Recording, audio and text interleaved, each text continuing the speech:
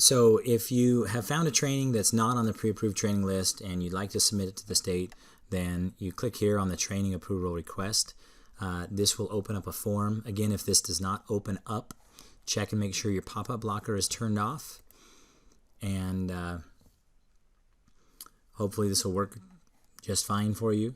There's a couple little steps in the process I want to explain. The first one is right here. When you first start the case-by-case training request form, the first thing's kind of administrative.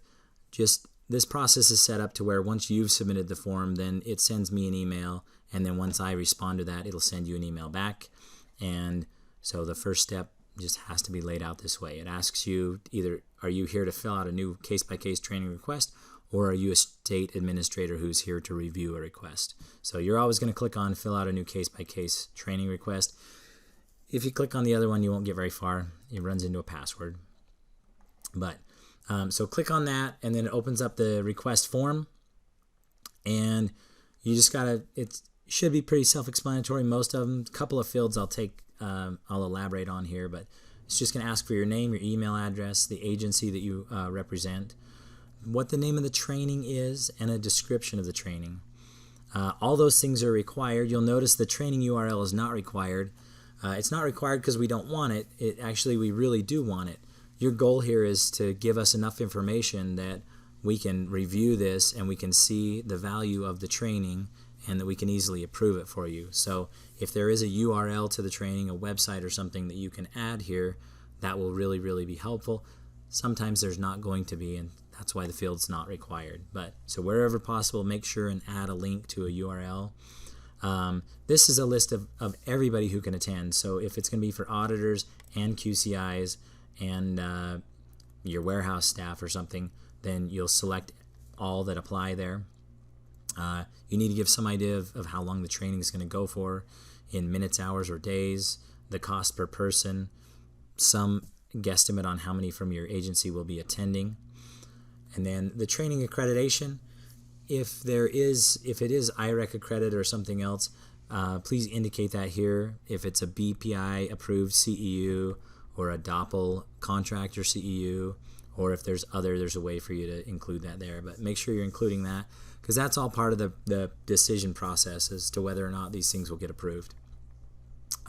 This next one's really important. This is where you're going to actually have to spend a few minutes preparing.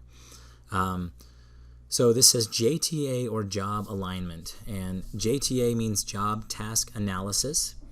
And the Department of Energy actually, they contracted with NREL, I think it was, to basically put together a list to do a job task analysis. They said, we want you to do a job task analysis for auditors. Put together a list of all of the skills, knowledge, and abilities that the auditors have to have in order to be a good auditor. And put another list together for field tech, crew lead, and QCI. So there's a link to those on this page so that you can see where the JTAs are. I encourage you to take some time, familiarize yourself with them. But if you are submitting this job for an auditor, field tech, crew lead, or QCI, you're going to have to take a few minutes to figure out which of the knowledge, skills, and abilities actually pertain, or that the training is going to train on, or the training is going to help improve their knowledge, skills, and abilities in those areas. And those are divided up in domains and tasks, and you'll need to list off the domain and the task that will be covered. And in a lot of cases, there'll be 7 or 8 domains or tasks that are covered. So make sure you take some time and figure out exactly what those are and be very thorough in that.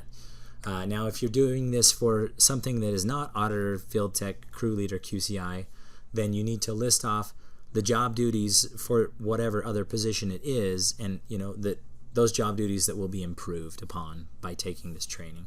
So again, you're making a case as to why this training is valuable, how it's going to improve whoever's going to take the training.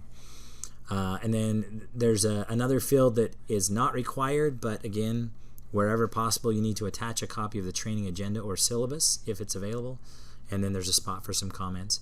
And then once you hit submit, it'll give you a little warning, says it's been submitted. It sends me or someone on the state teams a web or an email, and we can quickly review and approve that. We'll typically get to those within 1 to 2 business days, and then it'll send you a response back letting you know if the submission has been approved or denied or whatever. So for the most part, you can expect an approval as long as you're filling everything out, and we don't want this to be too painful of a process, but please take a few minutes to show us the value of the training and everybody that can pertain to. So thank you.